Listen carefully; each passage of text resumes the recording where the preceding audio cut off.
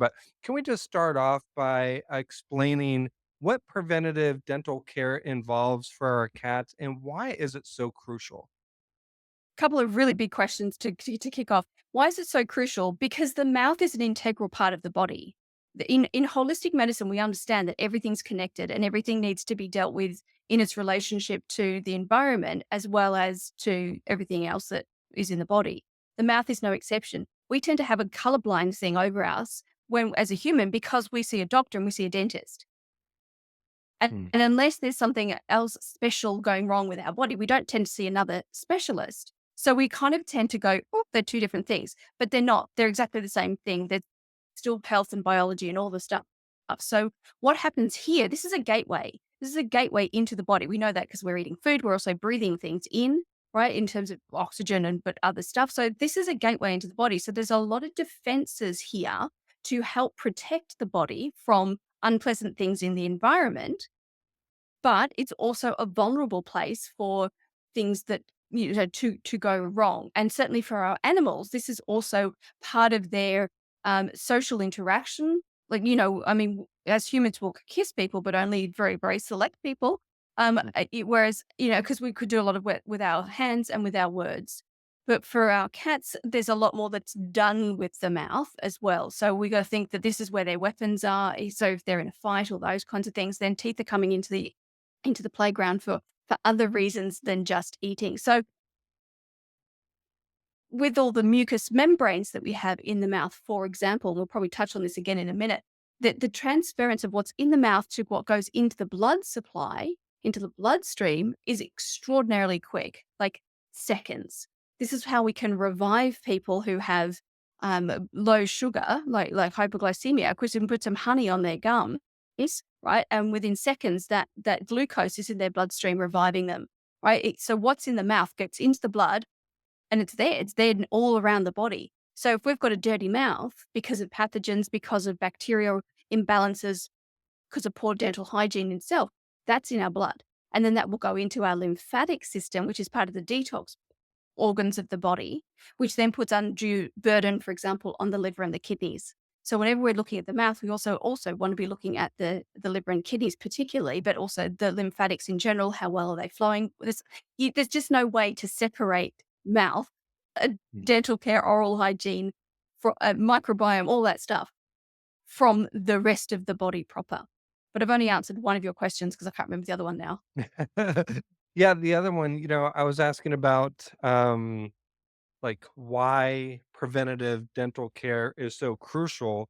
But let me switch gears and ask you, because I know we're going to go into that a little bit later, but what are some signs that cat parents might miss that indicate dental problems are actually starting? I mean, anytime you get excessive drooling or eating on one side of the mouth, pain with eating, going off eating. Um, I mean, these are very obvious kind of, and by that stage, the disease has gone. Periodontal disease has progressed quite significantly when we're getting to those signs. So I prefer not to have people look for signs to say that they should do something about teeth, but to incorporate dental care and teeth care, whatever you want to call it, into life in general. Doesn't necessarily have to be a daily thing, but there are things that are incredibly simple that can be daily. And I'm all about the light touch when it comes to this. Because again, as a zoologist, I start with a different field of view. I start with looking at the problem from how are wild animals solving this crisis? Because they're not going off and seeing a dentist. They're not brushing their teeth. Nobody's coming around with a dental toothbrush for them, right? So what's happening? Are their teeth in terrible shape? No, like they're not. They have broken teeth. Excuse me, say that again. Broken teeth, right? From an accident, an injury, a fight, that kind of thing.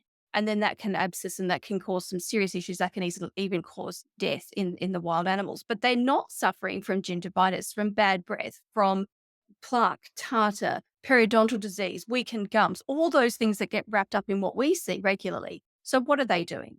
So that's where I say, well, if we can just take some of those principles, some of those common sense things that those animals are doing and bring that into our pet's life, we're rewilding their dental care with a very light touch. We're not having to go and catch them up every day and brush their teeth because you don't have time, you don't like it, you don't want to get bitten, they don't like it. It's not fun for anybody. So Mm. instead of kind of going, well, that's what we do, I prefer to go, well, let's look at what animals do, what nature does, and then copy that because it's much easier on everybody. So in that case, what we're going to be looking at then is having the kind of diet, both from a nutritional point of view, but also from the mechanics of the mouth point of view. Okay. So when you are a kibble eater, for example, if you're a dog, you inhale your biscuit because it's so small, you don't have to chew it. It can just go in. You just skip it up, throw it in because a dog wants to eat fast. If you're a cat, you usually pick up your biscuits more carefully, right? And you might do a crunch to break it in half in order to swallow because your throat doesn't expand and have all that goopy saliva the way a dog does, right? So there's a little bit of a crunch going on, but down it goes. There isn't that working of the face, working of the muscles. There's nothing for the teeth to actually push through and get scraped off, right? Because if you do that, you're going to rub the plaque off your teeth, right? Because something's a break, that's effectively a brush. So when cats are out in the wild and they're capturing something, their teeth are going through the skin and the fur or the feathers of that prey and brushing their teeth. Mm. So even in the hunting process and the dispatching process of killing an animal ready to eat it, they're cleaning their teeth. And then when they eat their prey, they're going to be biting through that skin, that fur, that is brushing their teeth. When they get to the bones and all of the collagen and knobbly bits that are around bones, they're having to get the bits here and bits over here and then that bit around the back. So it's awkward in the mouth. And the more awkward in the mouth it is, the more the teeth are being cleaned. With conventional pet food, even with high quality raw species appropriate diet pet food, there's not a lot of obstacle challenge in the mouth to brush those teeth the natural way.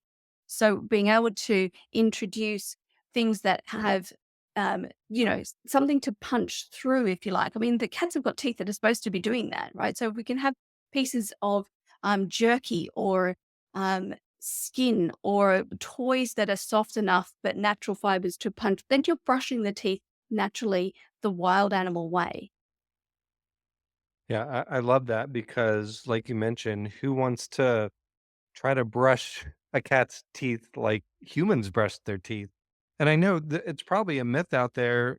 When I first got my first cats, I had learned, which I think is wrong now, that kibble, so the dry food, the crunchiness of the kibble can clean a cat's teeth. But you're saying that's totally false, right?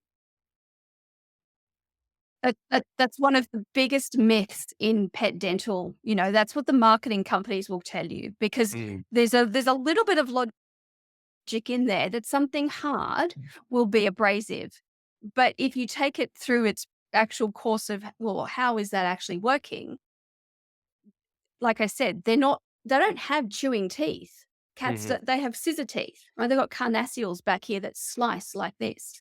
So there's nothing for them to be crunching down on to get that scrubbing effect. Second problem, right? We know the bacteria love sugar. Carbohydrates are sugar. Biscuits are made with carbohydrates. So when you are having your biscuit, you're literally, from a cat's point of view, you're literally saying, hey, why don't you clean your teeth with toffee? Why don't you grab some of that candy and that sugar and the toffee that sticks in your teeth? Why don't you use that? And that's going to clean your teeth. Like Yeah. no sane adult is going to go, oh, that's a brilliant idea. Right. But effectively, that's what we're saying when we say, oh, let's have crunchy biscuits. If you enjoyed this clip, go ahead and subscribe to Golden Whiskers. We have full podcast episodes. We have feline fun, a lot more going on. Just hit subscribe so you don't miss anything.